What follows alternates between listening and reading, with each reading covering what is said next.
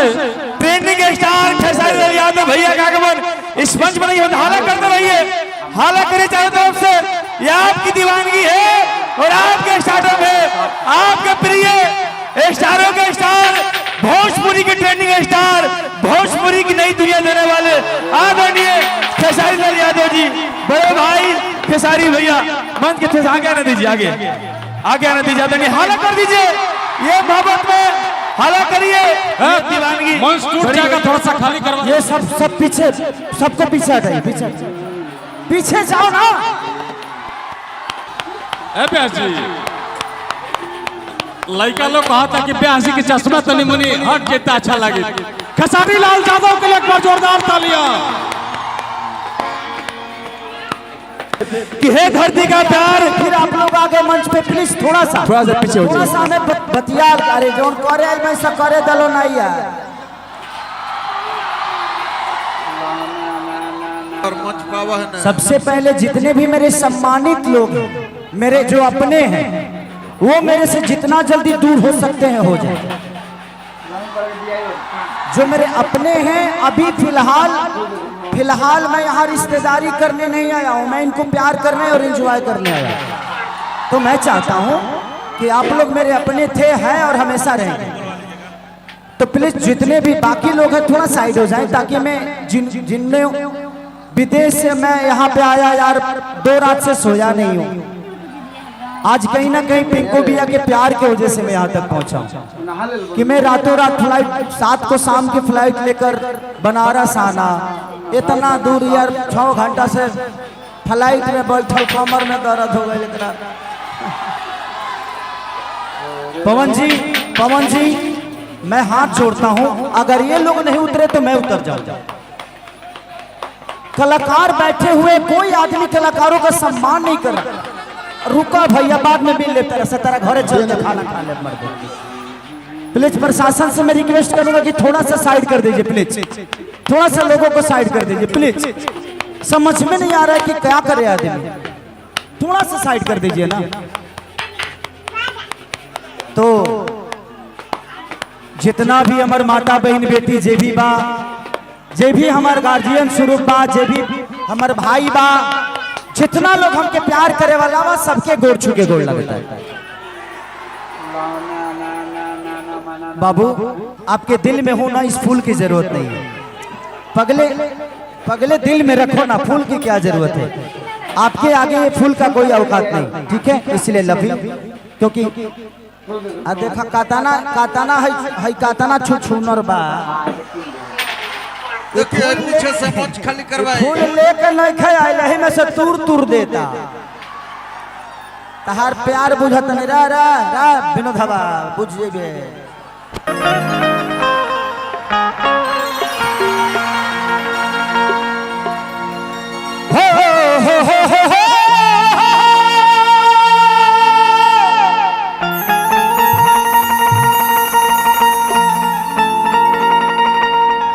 भीम थोड़ा सबको हटाओ, आवाज नहीं आ रही है।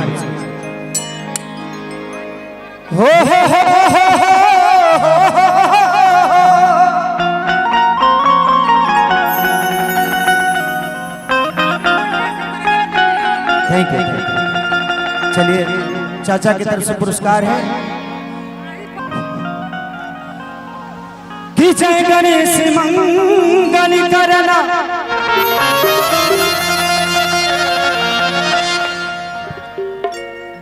विघ्न हरो गणराज,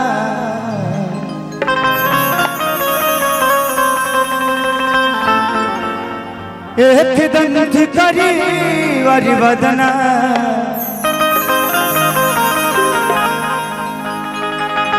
सिद्धि करो ममुका,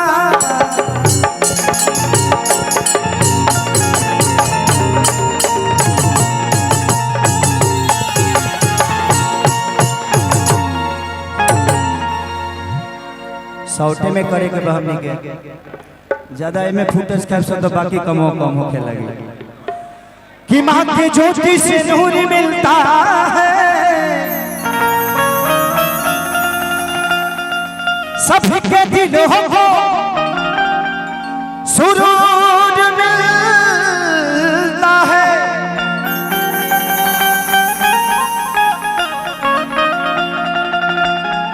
कि माँ के दरबार में जो जाए खाली हाथ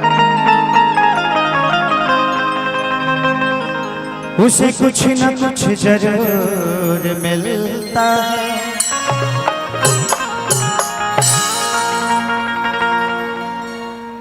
चलिए एगो देवी वंदना गाई ओकरा बाद जौन तू लोग कहबा तौन गाई।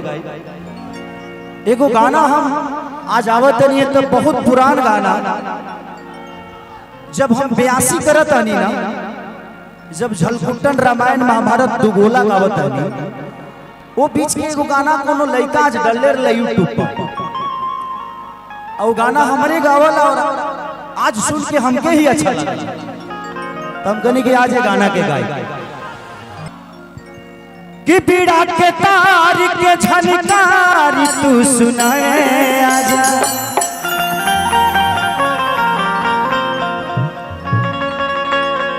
एगो बढ़ा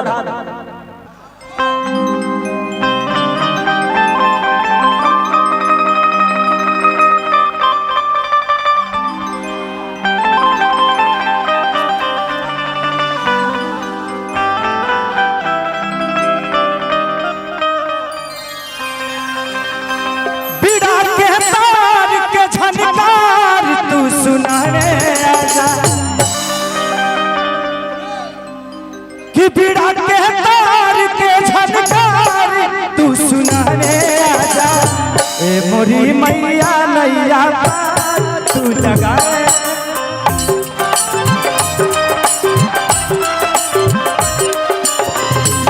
मोरी मैया नैया पार तू लगाए आजा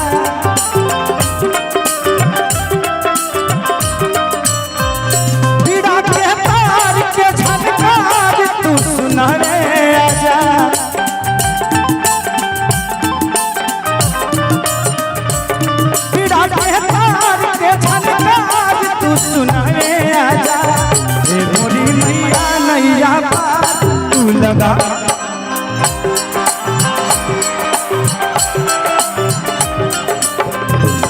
मोरी मैया नैया पार तू लगा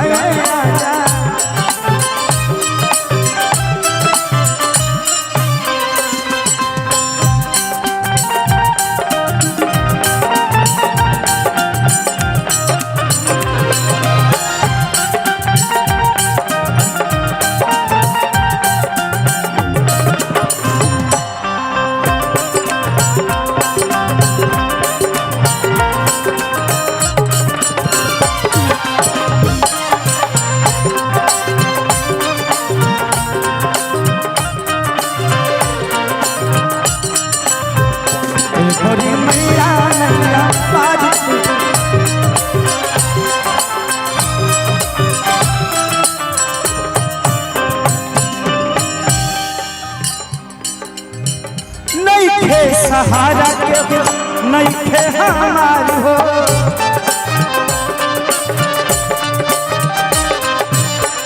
पानी लगा दमाई बेटा है तहारी हो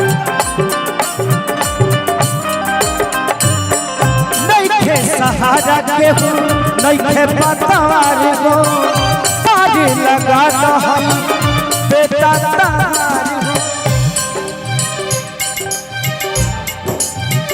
सुतल किस्मती माई हो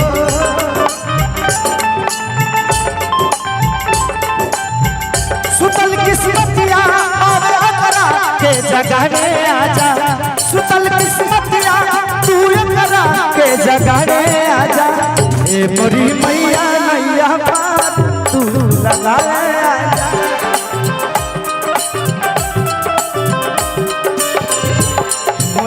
मैया नैया पार तू लगाए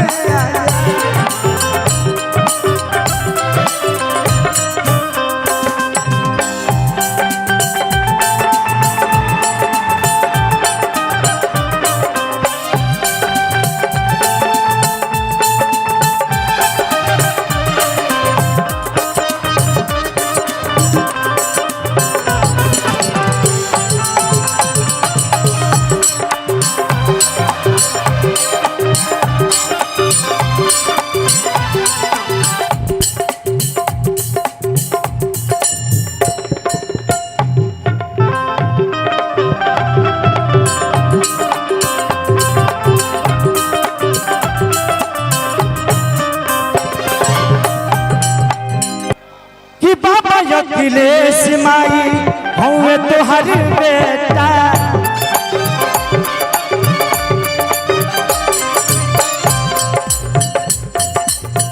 पिंकू भैया बन गई है 25 में नेता।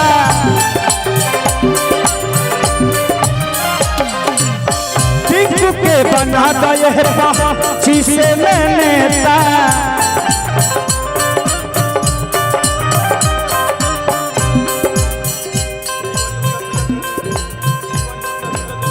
अच्छा, जीवन ज्योति हॉस्पिटल जगदीशपुर ए भैया की तरफ से बहुत बहुत पुरस्कार आशीर्वाद कि पिंकू भैया के बना दो 25 में नेता।